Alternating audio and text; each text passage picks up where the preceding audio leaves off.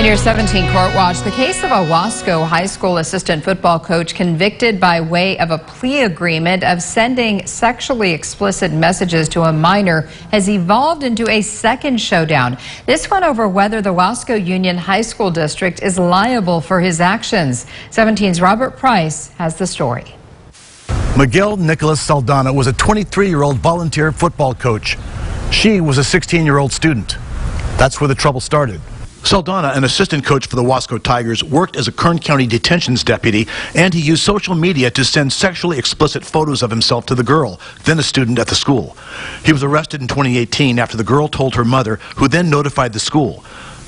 Just this month, Saldana pled no contest to a felony charge related to his contact with a minor, and among other penalties was sentenced to 6 months in jail, felony probation, community service, and he must register as a lifetime sex offender. Now the girl's attorneys, Chain Cone Styles, have filed a suit against the Wasco Union High School District, alleging failure to properly supervise the volunteer coach. But the law firm hired by the Kern County Superintendent of Schools office to defend against the suit has issued a preemptive warning in response. Michael KELLAR of the Bakersfield law firm Robinson & KELLAR said in a letter to Chain Cone Styles that it must either explain in a non-courtroom meet and confer how the school district is responsible for the off-campus actions of a non-employee volunteer, or be prepared to pay the school superintendent's attorney fees, which could be as high as $70,000. We are representing a school district, which is a public entity, and the defense of this litigation is being paid for through public funds.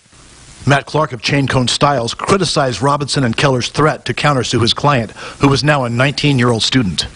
Would you interpret it? Yeah. I mean, it's a threat, right? They're saying back off, dismiss your lawsuit, or should you ultimately lose, we're going to pound you to the tune of $70,000. Case law in matters like these, where someone hired by or otherwise representing a school commits an offense, are mixed.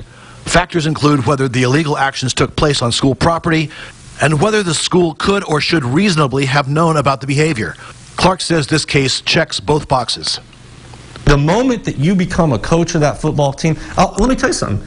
He sent her pictures of him in his coaching uniform. Wasco Tigers on the shirt. The combatants have yet to meet in court, and it's not certain that they ever will. But the jousting has begun. In Bakersfield, Robert Price, 17 News.